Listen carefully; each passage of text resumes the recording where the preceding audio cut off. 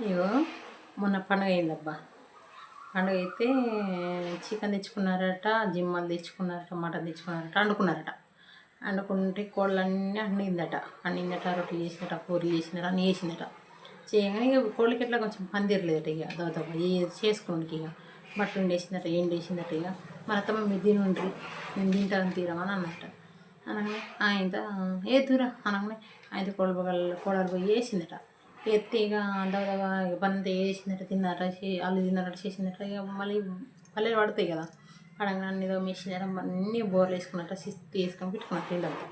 శిస్తు వేసుకొని పెట్టుకుంటే ఇక మళ్ళీ కోళ్ళ 11, 12 ఏమవుతుందట. అయితే తింటా అని కోళ్ళు అనుకున్నట. అగో నువ్వు అప్పుడు తినలేవా అని అత్త అన్నమాట.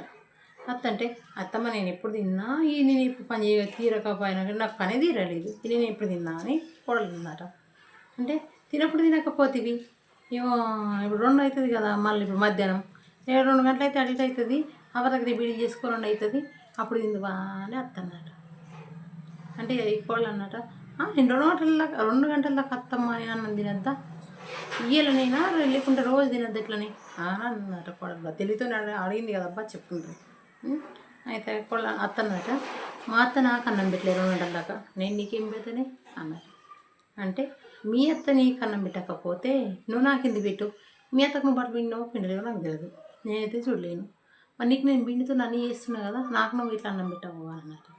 అంటే రూల్సే. మా అత్త నాకు పెట్టలేదు, నేను నీకు పెట్టాను అన్నమాట. ఇది ఎక్కడ న్యాయం అబ్బా, కోళ్ళకి పని చేసుకోవడానికే తీరదు. ఇంకా నేను అత్తమ్మ అన్నం తింటా అనేసరికంటే మా అత్త నాకు పెట్టలేదు, నేను నీకు పెట్టానంటే అన్నారు కదా పెద్దలు. ఒకప్పుడు మనకు చెప్పిండ్రు సామెత, కోడలి తరపు నుంచి నువ్వు ఈ జమాన్లో నువ్వు ఉన్నావా, ఇంకొక జమన్ నాకు వస్తుందని పెద్దలు అన్నారు. అది పొల్లుపోలేదనుకుంటావా ఈ కాలం, ఇంకా ఈ కాలం అట్లే మారకుంటుంటుందా?